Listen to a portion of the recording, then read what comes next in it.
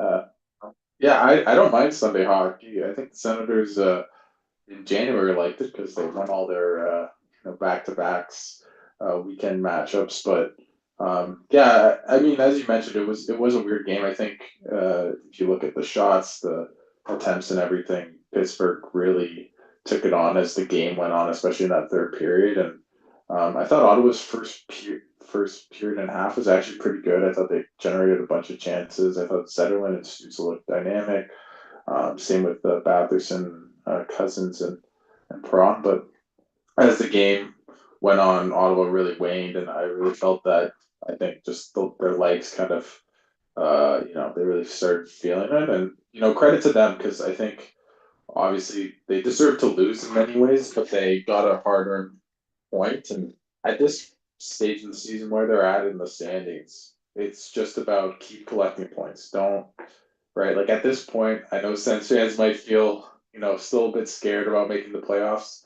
It is almost entirely a given. But the only way that they would fall out of the race or somehow miss the playoffs is if they essentially went 2-8 or something like that.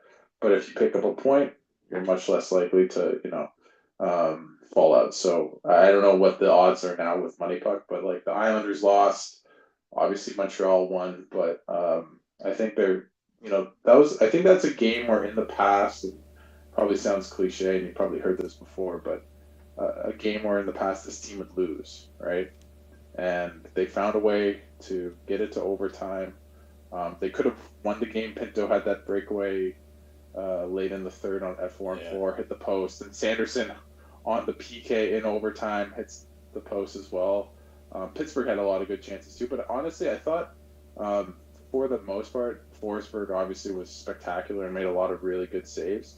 But a lot of the Penguins' chances were really from the outside. It was like tips, kind of redirections, spin shots. Like it wasn't like they were just getting grade A chance after grade A chance, as much as they were just peppering the Senators. But I thought the Senators, for the most part, did a pretty good job at least keeping Pittsburgh to the outside.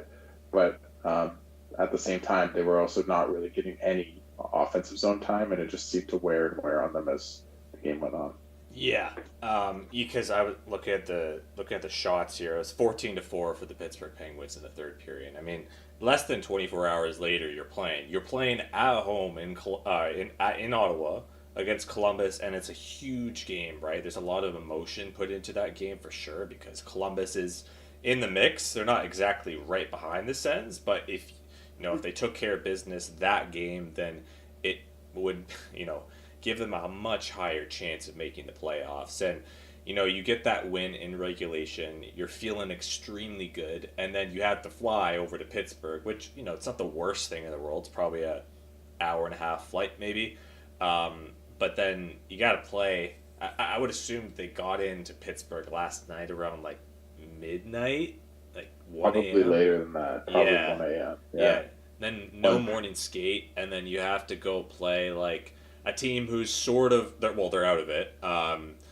And yeah, like it's a tough game to get like mentally prepared for. I'm not trying to make excuses for them, but I understand why towards the end in that third period their legs were gassed because they put on a pretty good performance in the first two periods. Um, they couldn't buy a goal really. So I mean, do you have like a player that really stood out to you tonight? Because I got a couple that I saw that I think that like really had their legs under them. A couple on the second line, but yeah, who stood out for you tonight? I mean, they kind of, like in the third period, no one really played well for the Senators, but I thought what I'm optimistic about is I still think Damian Zetterlund is a really good winger for Tim Stützle, and man, oh man, like he had 3, 4 grade A chances and couldn't find the back of the net. And that's kind of been the case of late where he has got a ton of really good looks with Timmy. And it's not like he has like a bad shot or kind of whiffs on it, just hits, the right end of a pad or gets deflected or just hits the post or whatever the case may be. So I think the two of them really work well together because Sutherland is fast enough to keep up with Timmy. Timmy has the shot. He's really good at puck retrievals with his physicality to kind of get pucks from underneath the goal line and retrieve it for Timmy, and vice versa in transition, where Timmy can shoot out, drop a pass back to Zetterlund, in transition. I still think Claude Giroux isn't maybe the perfect line mate for the two. I think Kachuk might be better suited for the two, but at the same time, I think he's just a player that I think once he scores that first goal, it'll come in bunches just because of the volume of chances he's seen. And I know some people are like, hey, like he hasn't scored in, I don't know, it's 9 or 10 games with the Senators, but half of them he was on the fourth line, which wasn't doing much. And I just don't think he's not a play driver. He's more of a play finisher. And at the same time, you watch him with Timmy, you don't say, hey, like he's not getting looks or he's not creating a lot of chances. He just hasn't found the back of the net. So I'm not too worried about it considering his pedigree where, he was on pace before coming to Ottawa for back-to-back 20-goal years on, pretty middling Sharks teams. So, or pretty bad Sharks teams. So, close to good. I mean, I actually kind of like the Sharks. I don't think they're as bad as the record, weirdly enough, but they're yes, fun. they're not a good team. Yeah. At least not yet. I think their future is crazy high, but that's the player that stuck out for me. Okay. Yeah, I had Zetterlund. I think the beauty of adding at the deadline too and adding Zetterlund and Cousins is that those guys have a lot more juice in them. Because, they're playing rebuilding hockey for the entire season. Like Dylan Cousins, he didn't maybe mentally check out, but he was not playing playoff hockey, the type of play that you need to play down the stretch for the Buffalo Sabres. He was not doing it because the team was out of it. Same thing with Fabian Zetterlund. And both those players looked pretty fast tonight, and it looked like they had a big jolt. So I have Dylan Cousins, but I also have Drake Batherson. He looks, yeah, like he was all over it tonight. And it's crazy because he went through that slump, right? I think, well, we've had a couple slumps this year offensively. We've had Brady, and then we've had Pinto at the start of the year. Ridley Gregg as well, you could throw in there, and then Batherson, kind of from, game, I want to say like 40 to 60. Yeah, I had the stat. I checked it last night after he scored the goal. And from essentially the when Ottawa went on their road trip, their 9-game road trip for the World Juniors, he scored, I think, the game before it against Pittsburgh where it banked off. And then from then, that time to when Cousins came to the team, he had 2 goals in 20 games, right? And since then, now including tonight, he has 5 goals in his last 12, right?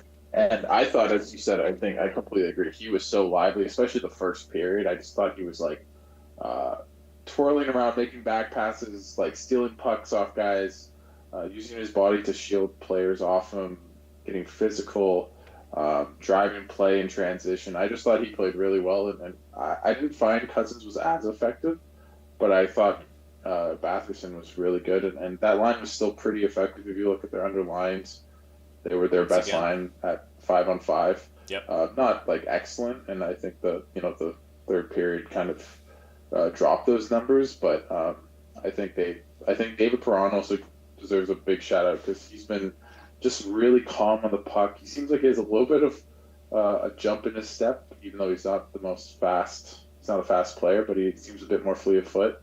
So I think they complement each other really well, where all of them can score, all of them can make plays. You have 2 guys that can kind of drive play. The other one's more of a finisher, banger, and in the boards below and just a really smart player. So I think that's been really found money, and since Dylan Cousins came to the team, we're having that second line really running hot. Yeah, they're not gonna start out in a defensive zone draw. Like that's the purpose of that line is for offense, and the third line, I guess, if you look at Brady and then obviously Pinto and Gregg, they're sort of the shutdown line. Zetterlund, Giroux, and Stützle is kind of a, I guess, yeah, it's an offensive line as well. But I would like to see the switch back from Kachuk, Stützle, and Zetterlund. Just because Giroux is a great player, but it does feel like at this point of his career, I think he's 37 now, and it's understandable why he would want to, if you're the coach, maybe put him in a secondary role and not put him out there with Timmy every shift, because Timmy's going to get a lot of hard matchups, especially down the stretch. But yeah, I mean, just going back to Drake, as could I ask you just move to your right a little bit? Yeah, I sure. know you can't see it, but I can see it there. That's good. So yeah, Drake. The thing is, Drake growing up, right? I remember that they were doing a story on this. This was back when he was like called up for the first time. He was a shorter kid growing up. I think he was like, oh, what was it? Like at 16, 17, he was like 5'8" or something like that. And then he just grew a ton. And then he has propelled into this 6'3" frame. So growing up, right, you're playing this sort of small, skilled sort of style. And he still plays that way, kind of. He is physical, but I think just naturally he's not like that. But when Yeah, he gets going with the puck, it's really hard to get it off of him because when he's confident and he already has the skill, and when he wants to shoot a little more, he looks unstoppable because he has that overall package, and it's tough, right? Because you want to see him just do it a little bit more consistently throughout the season. You're starting to see it now, right? Because the Norris trade was tough on the room, but I mean, you get Cousins in there. It's a new player that you kind of want to impress if you're Batherson as well. Bringing him over from Buffalo and stuff, and they've been a good duo so far. I don't think that down the stretch, I don't think that they're going to break up that line because David Perron has also been quite good as well.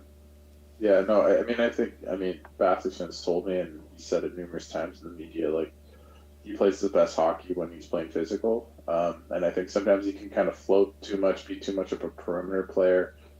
Maybe going back to his days of being a bit shorter as a team, but Yeah. I think really since Cousins has come in, like there's just an added jump to step. And I asked him yesterday, just at practice, I'm like, "Do you Mm. feel like something's changed?" And he's like, "I don't know. I just like feel like I'm playing well." Like he didn't feel like anything had changed since Cousins, like just intangibly to his game. But I think just using the eyeball test, like he looks like the player that for the first 20, 25 games of the season was essentially close to a point per game player.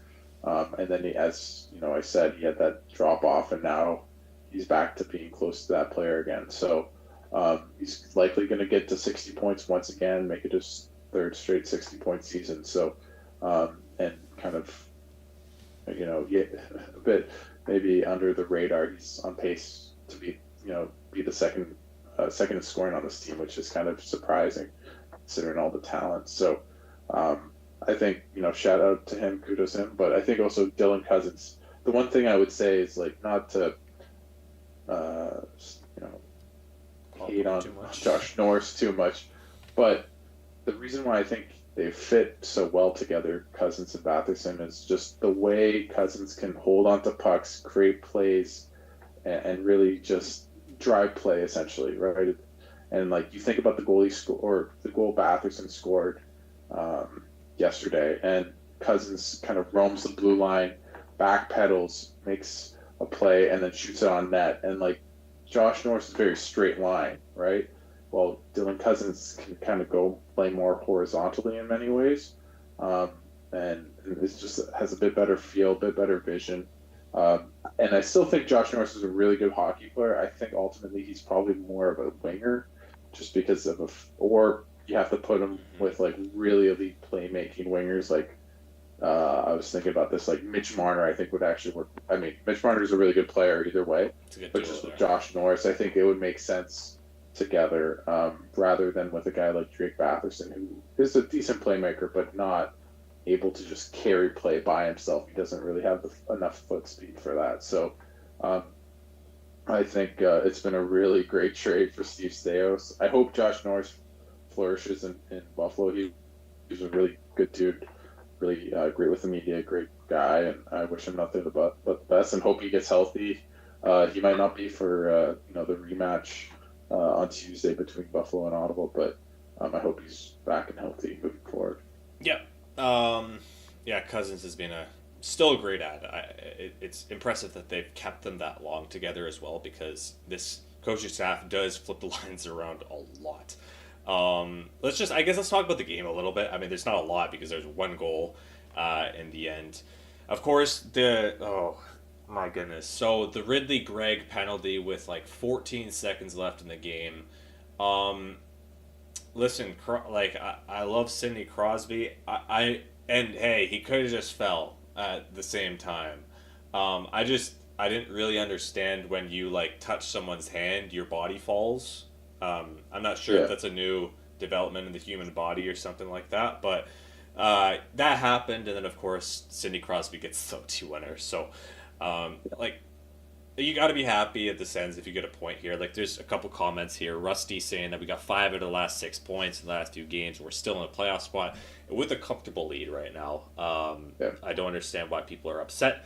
Yeah, I mean, I hope I didn't come across as upset, but and Terry says it would have been nice to get the 2 points, but one is better than none, and I totally agree with that because, like, hey, you can't win them all, I guess. And sure, it would be awesome to be St. Louis right now, win 9 games in a row, and just roll into the playoffs. But I mean, take it game by game. The Penguins also played well tonight. Like, yeah. I They was played really, and yeah. they've been like they got shellacked by Buffalo recently, but they've actually played. They've been beating a lot of good teams, Mm-hmm. playing well against a lot of good teams. They've actually played really well since the trade deadline, weirdly enough. Um, and so I think the thing I always see like down the stretch when there's these bad teams or so-called bad teams playing good teams, right? Is that oh like you should beat Buffalo or you should beat Pittsburgh, and like it's obviously the cliche like every team in the NHL is good, but if you look at like on paper, Buffalo and Pittsburgh, like they're not awful, No, like they're not great, and there's a reason why they're in where they are in the standings, but it's not like Sidney Crosby's still really good. Rickard Rakell's playing awesome. yep, Carlson and Letang still, put up points. Brian Russ is a really good player, uh, and they've been playing well of late. So I think you have to look at how they've been playing of late. Like look at Buffalo, who beat Ottawa on 3-2. They just went into Washington and won 8-5, yeah, right? And I've been the whole season a firm proponent that Buffalo isn't as bad as their record. They just had that awful 11 game losing streak or whatever it was, which typically means you're pretty bad to some degree, but I don't think they're as bad as their record. So no, I think Ottawa is. I think Rusty said like they're in a good position. You just have to keep picking up points, and if you do the math right now, Ottawa essentially needs to win 4 out of 9 games, and even then, they would still need basically 2 of Montreal, Columbus, New York Rangers to go like 8-2 or yeah, 7-1. Like they really just can't go 2-7, right? That's basically where we're at right now with this team. Is like they just have to play decent hockey, and I'll pull it up right now. But the Senators have 8 of their last 9 games at home, and their road record's 21-10-2, and their away record's 18-18-4. So like like the team at home is a way more dynamic and better team so far, and so I think like just rest easy, Sens fans. Like yeah. unless they start losing 3 or 4 in a row in regulation, I think you're okay. Yeah, it's nice. Like, I'm reading the chat right now too. Everyone's pretty chill. This is really nice Yeah, to have in game. I think 72 on the season. So, um, is it or 70, 73, 73. 73? Yes, games are picking up quick. Yeah, Kelly says 1 point from a back to back, where the second game was an earlier start. Kelly will take that. We also forget that the Sens do have a habit of sucking against bad teams. Yes, so that's a little bit of a dangerous thought right now. And I know the Sens aren't thinking, oh yeah, we're gonna like win this game. It's gonna be super easy, when they go up against teams like Buffalo. But I think there's just certain like proponents of the game. Like there's a 5 minute stretch where maybe they'll have the lead, or they'll get a quick goal back, and then they won't exactly sit back, but they won't like play to their best of their ability. Like you saw tonight, where they can lock it down so well when they get all 5 guys collapsing down low and they trust their goaltender. There's little pickpockets in the game, like against Buffalo the other day, right? They went up 2-1, and then boom, JVD ties it up, and then at the start of the third period, Tage Thompson gets a quick goal.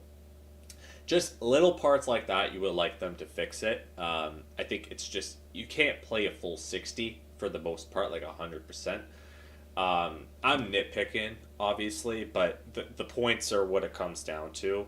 But yeah, like the chat seems pretty chill right now. Like Terry says, "Give us the Leafs," um, and then Terry M says Sens would defeat the Leafs in five easily. So I mean, hey, this is nice to see that we can kind of just like expect the playoffs first, but also be confident. Like I haven't felt this way in so long. I know for you right now, you're kind of reporting, so you can't exactly cheer for them like you used to, maybe. But Yeah.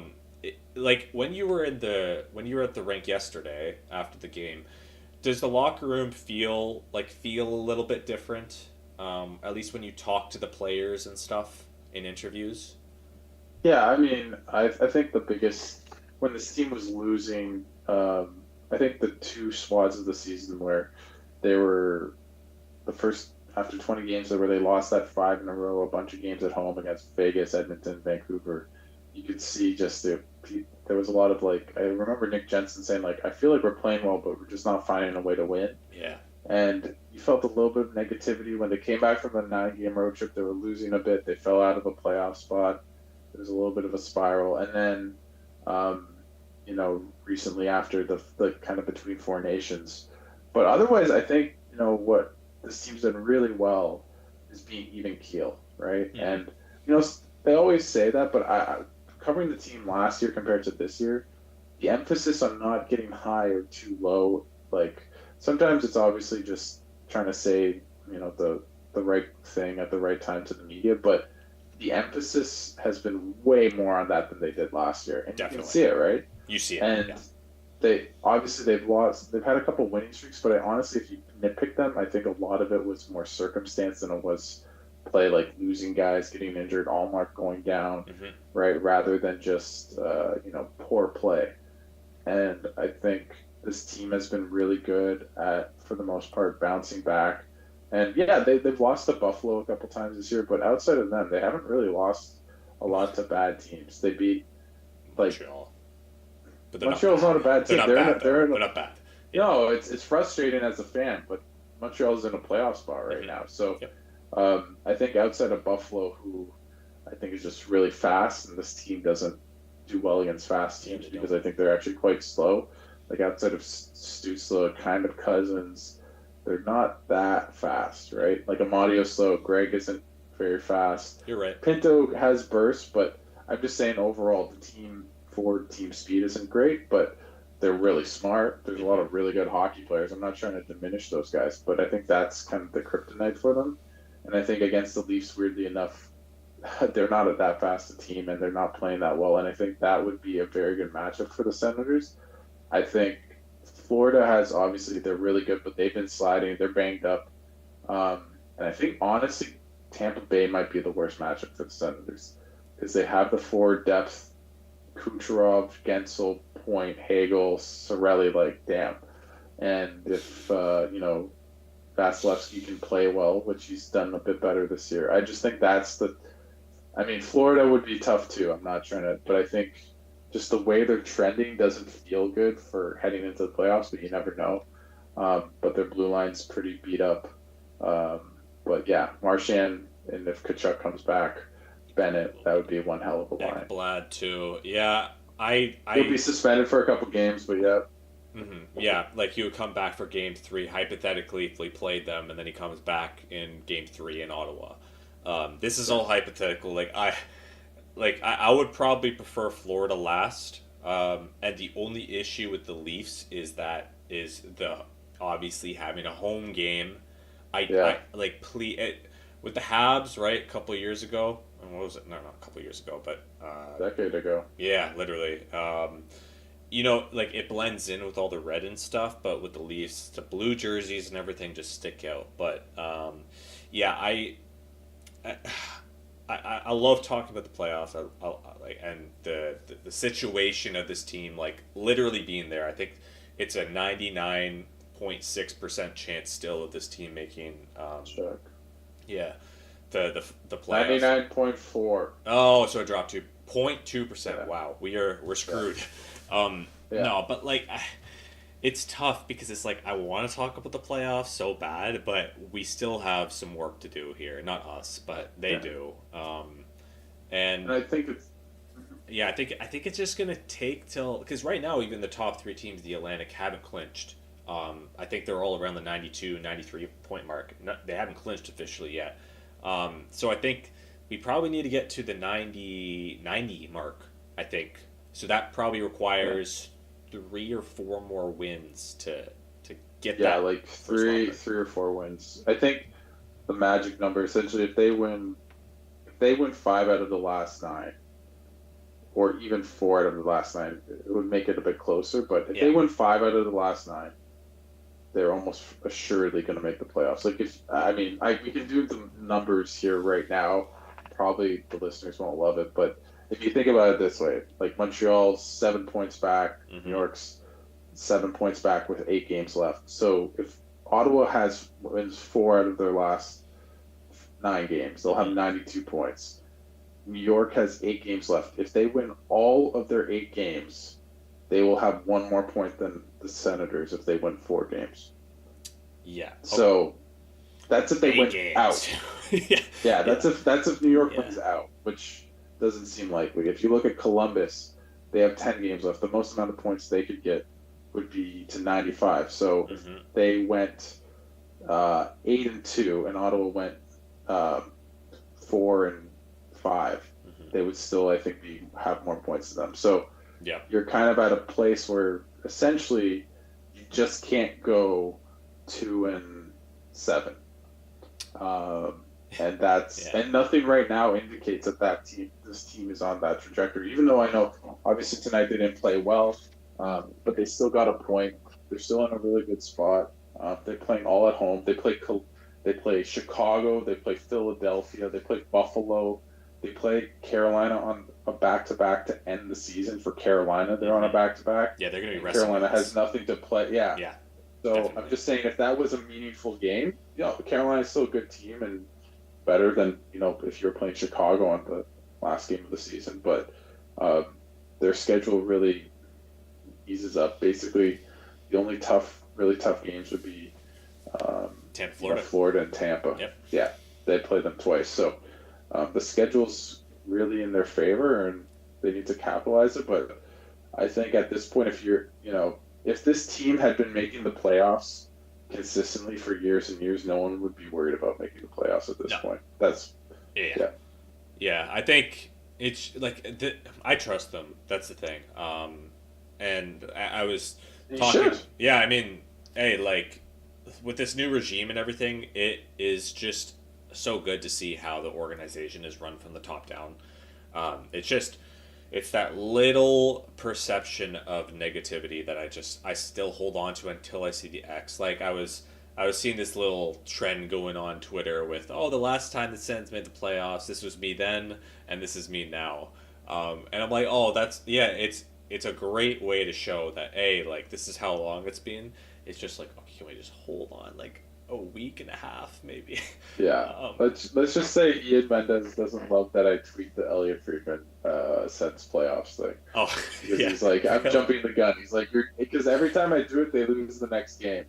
So I really, eh? always, yeah. So I've promised him that I won't until there's an X Okay. beside the Senators. But Yes, I'm please. not I'm not too worried. Yeah, I mean, looking at the team, I think what's going to be interesting heading into the playoffs is what they do with their forward lines because, as we mentioned before, like I think one component that I think will be really fascinating, and if Giroux continues his career, will be where he slots in the playoffs Mm-hmm. because he's basically been in the top 6 the whole season.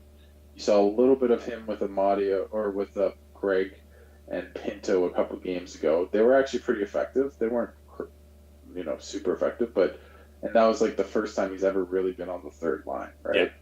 And he's been a guy that's always been on the number one unit or the one of the top 2 units, and played heavy minutes and been an integral part of the team. And I think he's still a pretty good player, but he just doesn't have the foot speed. He's just a bit older. He's made a lot of kind of weird plays this year where I'm like that close, just in terms of Yeah. mental plays, where it's not even just being slow on a puck or anything like that, but He's still gonna likely get 50 points. Like he's still a really good player. Hmm. Um, but he's definitely taking a step back. And so, what do you do? Do you load up? Do you put him on the third line? But then that means Amadio's on the fourth line, and he's definitely overqualified for that. But I think that's the thing I like about this lineup is that, and I think for the most part, how Travis Green has deployed it is that he gets guys shifts after a power play, after a penalty kill, where Amadio will all of a sudden be with, Kachuk and Stusla or something like that. Or same goes at sometimes with Adam Gaudette as well, or especially more earlier in the season. Zetterlund when he was on the fourth line, where they kind of mix and match and don't just try to get the lines, perfectly placed with whoever started the game. And he's pretty good at switching lines midway through a game. So I think this team has a lot of forward depth, but heading into the playoffs, where what really worries me is Nick Jensen had a really bad game tonight. Yeah, he was not good. How many bad turnovers did he have? Yeah, Where yeah. he just, and it was not even like crazy. It was just like a clearance and he just flubs the puck like multiple times. And I think the bottom pairing's been okay, but against good teams like Tampa, Florida, I feel like that's going to be the Achilles heel of this team. As much as the forward group that has struggled to score at times, but since Cousins has come in, they're like top 10 scoring. So I think the offense at 5-on-5 has actually kind of come into place for the most part. My worry is really the decors because Jensen's been banged up, and that third pairing is better without Hamonic, but it's still not, I think, as good as many of these other teams. And I think that's we look back on the season and when they lose in the playoffs, heading into next season, where I think they should really think of themselves maybe not as a cup contender, but as like a serious playoff team. Yeah, like let's do that can like do some damage. I think addressing the bottom pair and the defense will be the need more than the forward group. Mm-hmm. Yeah, like with Matt and Paolo, it's like you described it. They were just okay, and honestly, I'll take it because no, they were fine. Yeah, they were fine. Yeah, like they're not gonna score, but they're also not gonna like get scored on a ton and make some errors that really stick out, which was the thing with Hamonic. The only issue now is that now that they've lost, I do wonder if they try to get Hamonic in for the next game. I will have to wait and see about that. But yeah, like the thing is too is with the PK, right? Is that there's two units for the defense, and it's the top four.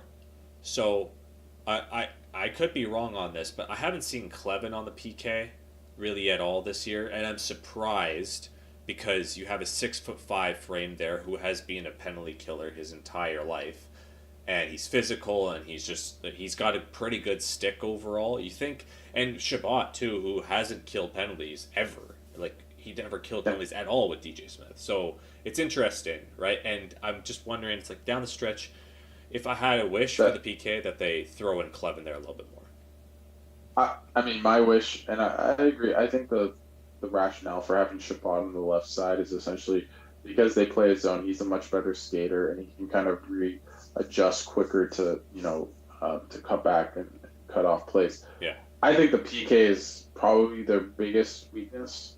definitely. Like if you look at it tonight, they did kill the first one. Obviously, Crosby scored on a 4-3. Like it wasn't like a huge breakdown. It was a slap shot on a.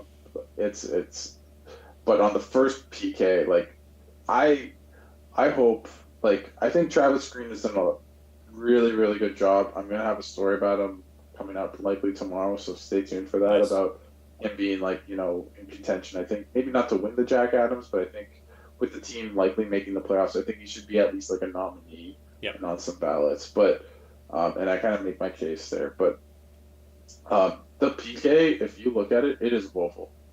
And they have a diamond formation. For people that maybe don't know or trying to kind of explain it, is essentially it's like a zone. So it's like a box.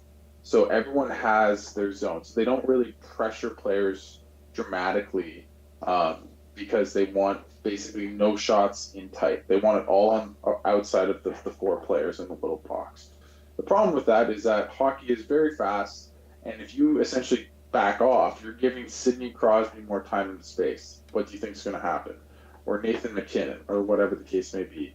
And look at how so many times, if one player makes one bad read, right? I forget who it was, but Zub on the Penguins. But Zub made a read. He jumped up, and basically the two got pulled up.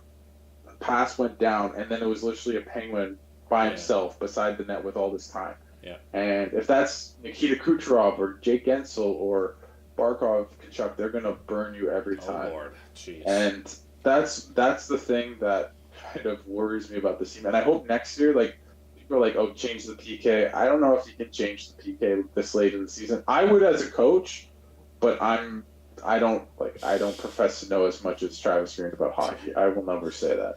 So I think for next year too, I think that PK needs to be more of just a man to man, Yeah. like less just a complete box. And the reason why I think Green does that is that his belief, and you could see it in the game tonight, is the way he defends is like pack the paint and all shots are from the perimeter, Yeah. right?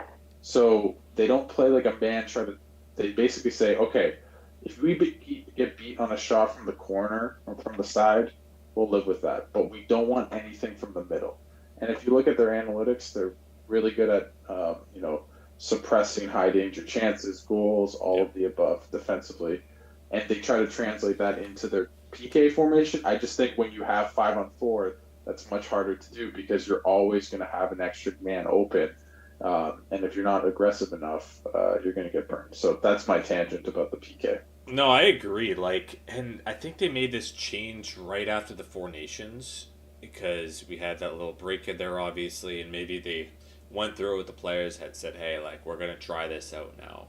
And the PK necessarily hasn't gotten better. I don't think it's gotten like much worse in terms of where they place the standings. I believe they're around 18th or 19th right now. Yeah, I don't know what had happened today with the goal, but yeah. Yeah, yeah. So it might have slipped a little bit. Funny enough, though, in the DJ Smith years, I'm not sure about last year, but the PK was always usually pretty decent. And different coach and everything right now, but that was one thing. And one guy that I always will remember is Connor Brown, and he was very Yeah, good on the PK because he was just aggressive, and that's ideally what I think is maybe the best way that the Sens could run a yeah. PK. I'm not a coach, obviously, but forcing them to The, make the, mistakes. the one good thing is I don't know if anyone's seen that, but you look at the number of penalties in playoff games as Hmm. each game progresses. It goes like Oh my five, god. 4, 3, 2, 1. So Yeah. the good thing is that if Ottawa gets late in the series, their woeful PK might not Yeah. matter that much. Yeah. So that's a glass half full kind of approach. So get it to game 6 and then you're fine. Hmm. Although Ottawa struggled at 5-on-5 too, but um, I think, yeah, that's the one thing where I really worry about the bottom pair defense. Hmm. Jensen's health, which I think, look at Kachuk, he got hurt today. Obviously, he came back, but Yeah.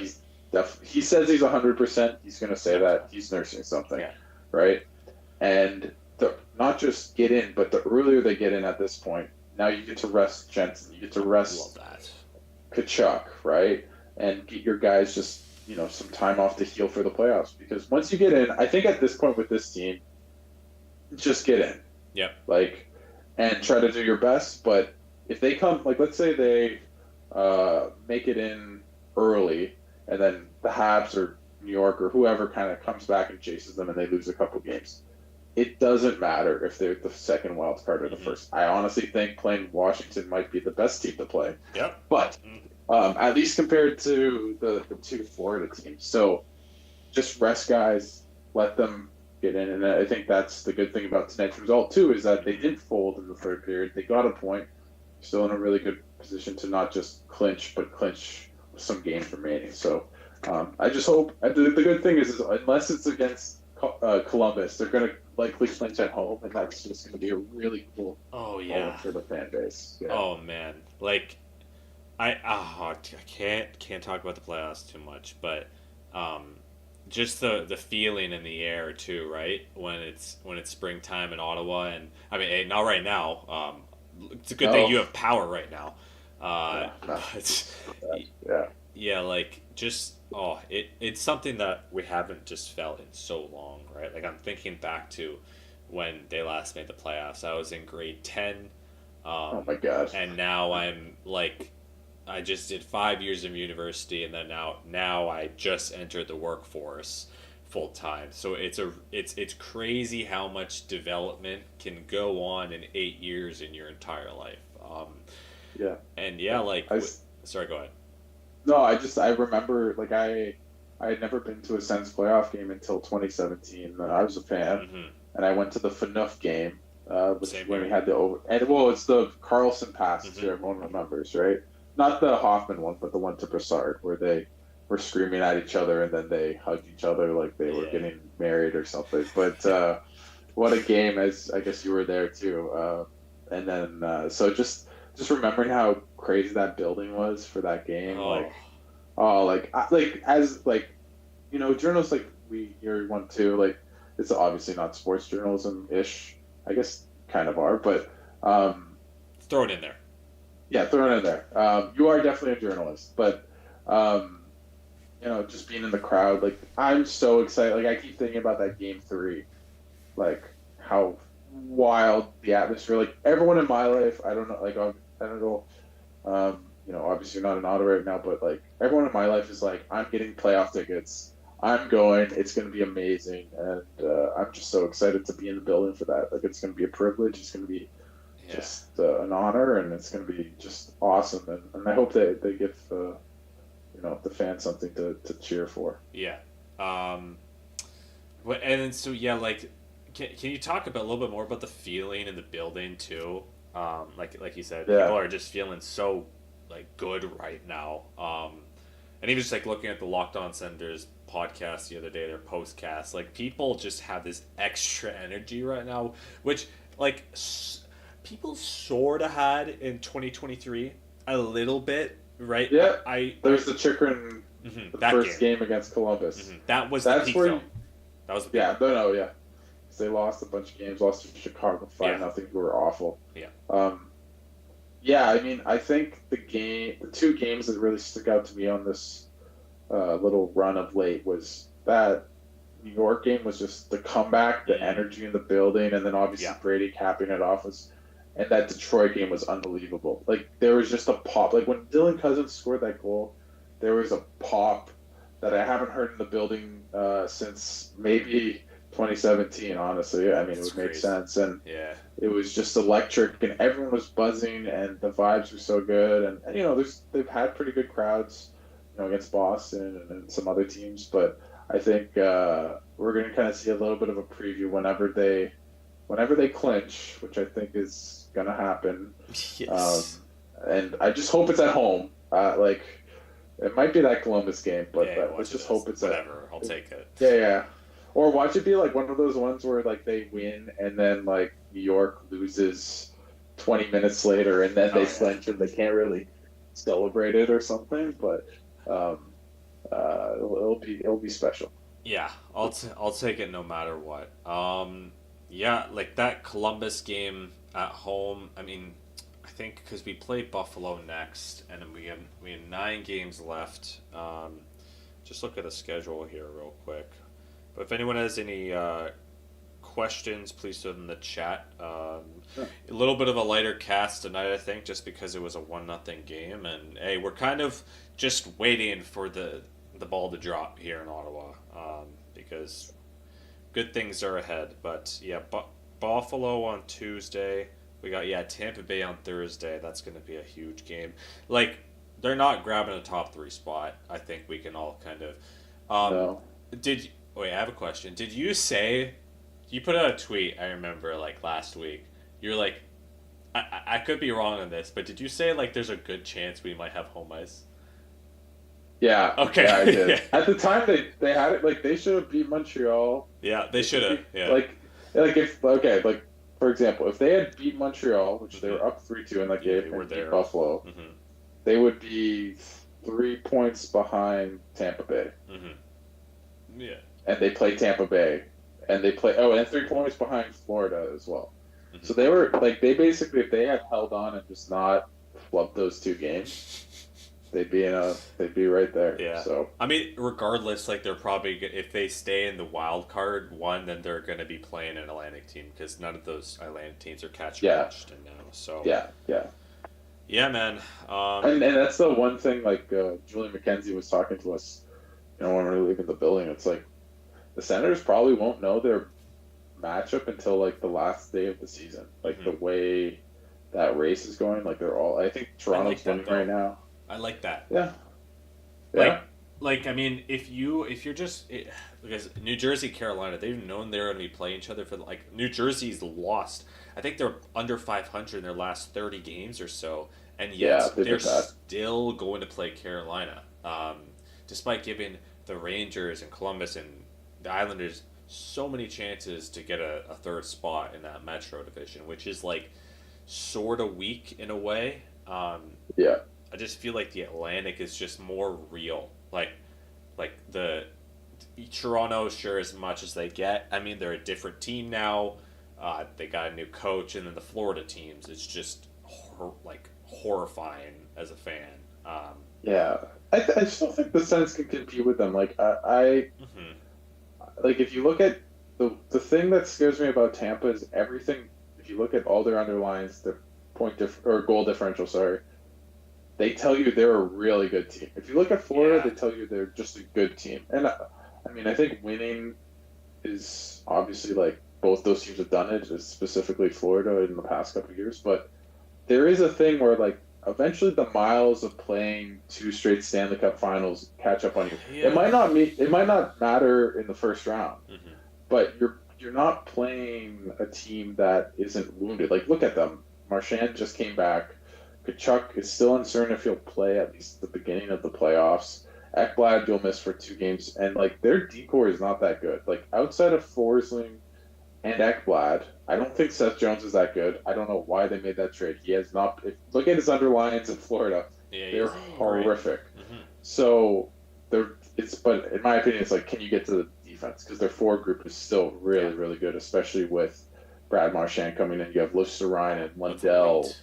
Barkov. Like those guys are unbelievable. But I think their defense is you can get at, and Bobrovsky is been very hit or miss over the past couple of years of his career. So, and he hasn't been that stellar this year as well. So I think they can get their they can get at, but you need Allmark to be heroic, and I think you need Brady Kachuk to step up. But I'm not too worried about that in the playoffs. Just after seeing them at Four Nations. Hmm. Yep. Um, I'm going to look forward to like if it happens, right, doing a deep dive on these teams, whoever we end up facing, and seeing, oh, like what is their PK, what is their like, who is a player that you can really like, who's a defender on the other team that you can just purposely chuck the puck to the corner, like we had a couple of years ago with Josh Brown in Vegas. Apparently, they just threw in his end the entire time. Yeah, Um, but yeah, and seeing these players that we've grown up with in a way on the bigger stage, right? Like Ottawa has for the past 5 years or so, in like let's say the Brady Kachuk era, they have been a team from game 75 on, just kind of out of it, like literally out of it, like not even holding on to really any hope other than maybe 2 years ago, but even that was a stretch. Like they weren't even a playoff yeah, spot, and it's going to be awesome to see like Tim Stutzla and Jake Sanderson and Brady Kachuk on a grander stage and in the top 16. Um, yeah.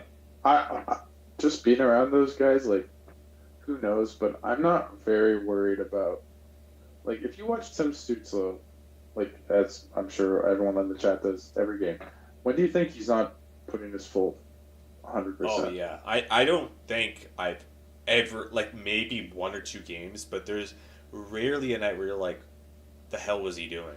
like, Yeah, like you might not, get a goal like tonight, but like mhm, you always notice him, right? mhm, And that's the same with like Jake Sanderson. I think has just taken an unbelievable step this yeah, year, and like again, I don't want to move too forward after this year because we're talking about this team right now, but give those guys who are both under 23 or at least 23 years old or younger for the next like 6 7 years at 8 million. Like I think that's unbelievable value, and I think that's going to be like the thing I've been thinking about a lot is what is this team in 2 3 years from now? Hmm. Like, where are they? And for me, I think with the cap and going up and everything, and an owner who wants to spend money to some degree, I don't think you'll go crazy high if the team isn't good, but I think he'll spend the money if he thinks the Yep. team's good. Yeah. I think in 2 years from now, this team could be a cup contender. I truly believe it. If you look, they have Kachuk, they have Sanderson, they have Stutza on all very team friendly deals. Absolutely. Drake Batherson's on the team friendly deal. If Dylan Cousins, if this is real, which feels like it, that's a team friendly deal. Like they have all this cap space to add and add. And if you look at Toronto, they have no cap space to add really good players, and then you have to buy like eat salary and make a Scott Lawton trade just to cut money or Brandon Carl, Hmm. right? So, um, and obviously Ottawa doesn't really have much in the pipeline, which is maybe the one downside, but I guess so. they'll have cap space and they have needs, and I think for the most part they have a really good core to build around, Yeah. and now it's just to sorry, and that'll just be to add to like the periphery, bring in another Nick Jensen type or bring in another top 6 forward. Like they don't need that much to be really really good, in my opinion. No. And I think that's where we're going to see. I think after this playoffs, hopefully it's at least not a dud. At the very least, going 6-7 games against whoever they play in the first round. I think we'll start seeing Sens fans going from like, let's just get into like, we need to like make a run very Hmm. quick. Like I think next year there's going to be some pressure on this team, and it'll Yep. again be interesting to see how they live up to it. Yeah. Yeah, definitely. Because right now, it's awesome. It is the best part of being a Yeah, fan. Is the first year getting back into the playoffs as a lower seed. Your team's young. Obviously your players are under contract for the next 5 years or so. Like Brady has, I think, 3 years after this one. I think yeah, same thing with Shabbat. Stutz's got 6. Sanderson's got 7. Like that's so yeah, many years. Allmark, Ridley Gregg too. Like I'm loving his game right now, but like that's the core right there, right? And under contract, and unless you make a risky play like you trade one of them, they're probably going to be on this team. And winning hockey makes players stay. And being in Ottawa, right, you're not a flashy market. But this organization has done in the past where they've had years of success continuously in the salary cap era too. Or sorry, not in the sort of in oh the yeah, salary cap. they made the cup final in the Yeah. salary cap. Yeah. That's Well, actually, it yeah, was the opposite, right? Like it was before the salary cap, and this team was really good year in year out. But it just comes down to and they good. weren't. Yeah, Like it just comes down to good coaching, good development in your prospect system, and also finding the right guys that want to stay here. Because, yeah, like to quote Kevin Adams, we're not filled with palm trees, and we have the yeah, highest tax rate. but like the thing is, I agree with this, and I think like you look at the last decade or so, and it's interesting that almost every team that makes the Stanley Cup final is either from like a no tax state or from California. Like Hmm. I do think that that's real. I'm not trying to dismiss that, but at the same time, look at players who have gone to Edmonton to play Yeah. with Connor McDavid, and the Senators don't have a Connor McDavid. You could argue maybe in the future a Draisaitl type. I don't know. Draisaitl's pretty freaking good, but I think Stutz It's is got to going to be shoot the one puck. heck of a player. It's got to shoot the Yeah, puck though. Like, he is. But my point being is like, this isn't Winnipeg. I love Winnipeg. My family's from, but hmm they will never be a destination no matter how good they are. I don't think that's the case with Ottawa. They sign guys like Perron, right, and Amadio, who aren't, Perron maybe is a little bit more of a guy who's been around the league, but I think you can get guys in, and if you're a winning team that's successful on and off the ice, guys will go there yeah, and maybe take a hair less, or you get guys to stay for a hair less, right? yeah, Like whoever's next up on the docket eventually, but they've kind of signed everyone. But my point being is that they have everything in place that if they continue to take at least somewhat of an upward trajectory as a consistent good playoff team, you're going to have guys who will want to be there, right? And like, just think about what the team's reputation will be like if Brady Kachuk balls out in the playoffs. There's going to be a lot of guys that will want to hmm join the Senators, right? yeah, They don't have that much cap space this summer, but they have enough to at least make one or two smart ads. And I think, Oh, yeah. you know, we can look back at. I think Steve Sayos and Travis Green deserve a lot of credit. Like, I think the Cousins trade was just a great job and really fit a need. And same with Zetterlund. I know he hasn't talked about it earlier, but I think moving forward, you'll have him for likely at least 2 more years. He's still a really good player. He's better than what you had, which was basically no one Hmm. of that quality that you can put in the top six. And I think Steve Stais deserves a lot of credit, and Travis Green too, for kind of instilling these defensive habits for guys like Timmy Brady, who have become way better 200-foot players. And I think that's why they've been winning. And I think the foundation seems to be getting set, and I think that it's likely that this is just the first domino of a team that will be a consistent playoff team. And I think at one point we'll have a chance where you can say like, oh, the Sens could conceivably win the Stanley Cup, but in one of the next couple of years, or maybe for a couple of years. I think that's in the future, which I don't think Sens fans are really realizing. But at the same time, they haven't made the playoffs yet. I get it, but I think it's going to switch quickly in the next couple of years. Yeah, and I think we're gonna wrap it up here. But like just to tack on it, because we're going on an hour here, but which I didn't realize. But yeah, like because in the past, right, with this team, they've had the foundation and like the pieces. Like you look at Timmy, who is like that flashy point per game player, who is a center, and has developed his two-way game. Check. Okay, you have a first line center in there.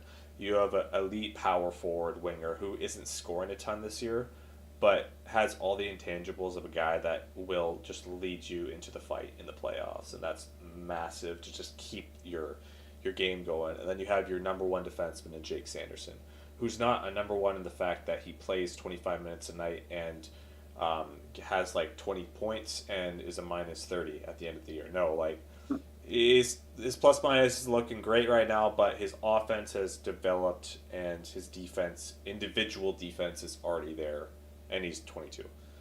And then you got your starting goal, Just like yeah, a yeah, good one, a great one, too. yeah. If you look at Sanderson's plus minus, look at how much of that is with Artem Zubin versus not with someone else. Yes, It is very very good skewed for point. one player. Yeah. Mm-hmm. I won't bring it up now, but him and Artem Zuba are essentially close to even Mm-hmm. this season. But him with another player are not. So that just for people who know. Yeah. To know. Come on, Jensen.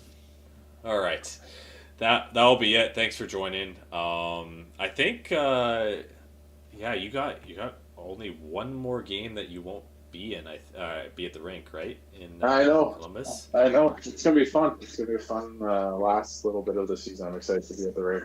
I feel like I'm gonna be there every day for the next like 3 weeks until the playoffs. It's a good time to be in the rink, though, too. Thanks for joining, and thanks everyone in the chat for staying here as we're pushing on an hour here. It's crazy. We just lost the game, and we're just feeling good about ourselves right now. So thanks everyone for joining, and go Sens go.